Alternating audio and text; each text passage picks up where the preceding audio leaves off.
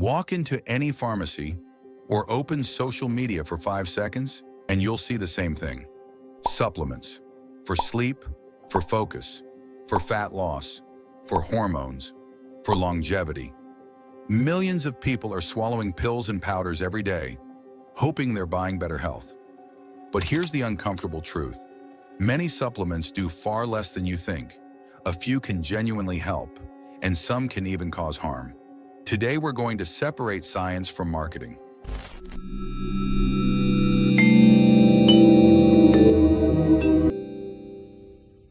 Welcome to BioVitaLab, where we look at your body through biology, not hype. Before we start, one important note. This video is not medical advice. Everyone's body, medications, and risks are different. If you're thinking about starting or stopping any supplement, always speak with a qualified healthcare professional first. What we'll cover today is the evidence, what research actually supports, and where the data is surprisingly weak. In large studies, many popular supplements do not lower mortality, do not prevent heart attacks, and do not magically extend lifespan. At the same time, a few very boring, very unsexy supplements have surprisingly solid data behind them. So in this video, we'll break it down into 3 simple categories. Supplements that can actually work when used correctly. Supplements that are probably not doing much for most people. And supplements that can be risky, especially when taken blindly. Let's start with the ones that actually have solid science behind them. There is no pill that replaces sleep, food, or movement, but there are a few supplements with decent evidence, especially for people who have a deficiency or a specific need.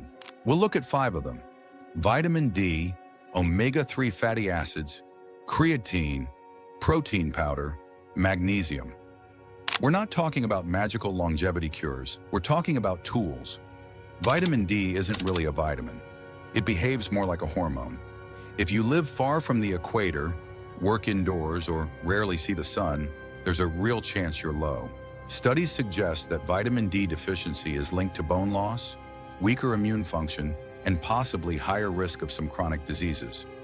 Meta-analyses show that supplementing vitamin D can modestly reduce cancer mortality in some populations. But it's not a miracle pill, and the effect size is not huge. And in other groups, like critically ill patients, high-dose vitamin D doesn't magically reduce mortality. So what's the takeaway?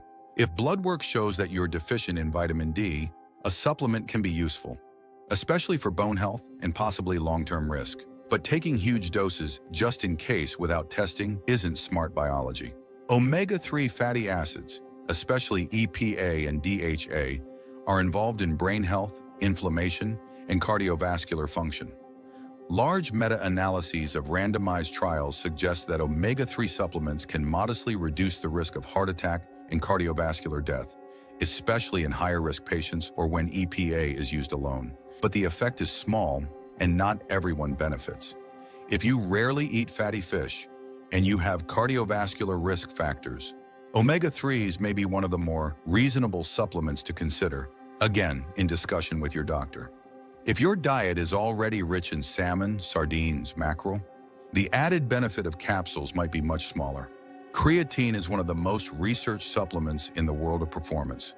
Decades of studies show that creatine monohydrate can increase strength, power, and muscle mass when combined with resistance training. Meta-analyses confirm improvements in upper and lower body strength compared with training alone.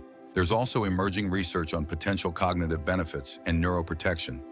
But that data is still early. Is creatine mandatory? No. Is it a legit, evidence-based supplement for people who train? Yes. If your kidneys are healthy and you use normal doses, creatine monohydrate is generally considered safe. But again, more is not better. If you already eat a lot of red meat and fish, the difference might be smaller. Protein powders aren't magic. They're basically food in powdered form. If you already hit your protein needs through whole foods, a shake won't suddenly transform your body. But if you struggle to eat enough protein, for example, as a busy professional, an older adult, or someone in a calorie deficit trying to keep muscle, then protein powders are simply a convenient way to hit a very important target. They're not about adding something special, they're about filling a gap. Magnesium is involved in hundreds of enzymatic reactions, including muscle contraction, nerve function, and sleep regulation. Many people don't hit the recommended intake from diet alone. For some, magnesium can help with muscle cramps, sleep quality, or constipation. But it's not a universal sleep cure, and not all forms of magnesium are equal. Again, the key question is, do you have signs of low intake or deficiency? If yes, magnesium can be a sensible, low-risk tool in appropriate doses. Now let's talk about the supplements that are extremely popular. But when you actually look at large trials, the benefits are surprisingly underwhelming. We're not saying they never help anyone. We're saying the average person in the average study doesn't get the life-changing effect the marketing implies. We'll look at general multivitamins in healthy people, random immune booster mixes, many generic brain boosters. Multivitamins are everywhere, the safety net pill. But large prospective studies and randomized trials have found no meaningful reduction in heart attacks, strokes, or overall cardiovascular mortality from routine multivitamin use in generally healthy populations. They can help if you have a specific deficiency or a very poor diet. But for most people eating reasonably well, multivitamins are unlikely to be the magic key to long life. Food quality, sleep, stress, and movement matter far more than a rainbow tablet. You've probably seen them: Immune Complex, Defense Formula, Super Immunity Blend. Often these are mixes of vitamin C, zinc, herbs, mushrooms. Do some of these ingredients have effects? Sure. Vitamin C, for example, may slightly shorten the duration of a cold in some people. But the idea that you can supercharge your immune system with one mystery blend is optimistic.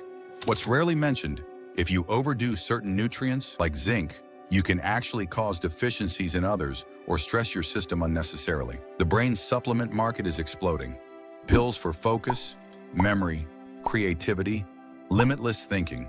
But for most of these stacks, human data is limited, small, short-term, or simply not independent of the manufacturer. Caffeine and sleep are still more powerful than most over-the-counter, limitless blends. There are interesting molecules in research, but right now a lot of the nootropic hype is ahead of the evidence. If the main proof is this influencer says it changed his life, that's not science. Now the important part, some supplements aren't just useless. They can be actively dangerous, especially at high doses or in combination with medications. We're talking about aggressive fat burners, unregulated testosterone boosters, or male enhancement, random high-dose stacks of vitamins and herbs. In many countries, supplements are not regulated like prescription drugs. Manufacturers don't have to prove that a product works before selling it, and some products have been found contaminated with actual pharmaceutical substances. Weight loss, muscle gain, and sexual enhancement supplements are frequent offenders in contamination reports. High doses of fat-soluble vitamins like A, D, E, and K can accumulate and become toxic, and herbs can interact with medications in dangerous ways.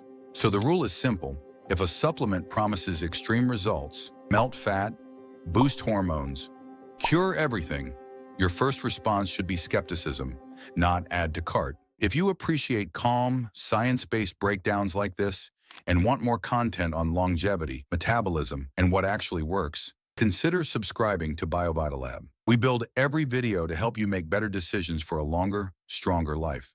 So how do you decide what's worth taking? Instead of starting with the product, start with 3 questions. Do I have a real problem or deficiency? Fatigue, poor diet, blood work, medical diagnosis, something specific you're addressing. Is there solid evidence that this supplement helps? Not just one small study, but repeated independent trials, or at least a plausible mechanism and decent human data. What are the risks? Interactions, toxicity, cost? Does it interact with your meds? Is it high dose and long term? Is it draining your wallet more than it's helping your health? If a supplement doesn't clearly pass those 3 filters, it probably shouldn't be a daily habit. Here's the irony.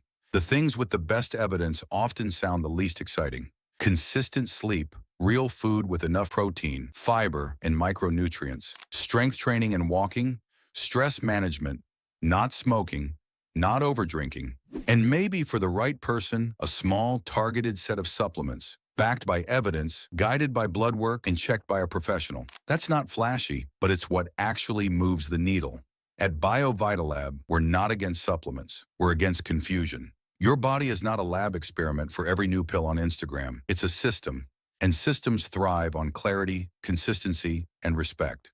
So before you add another bottle to your shelf, ask yourself, am I following the basics or just hoping a capsule will do it for me?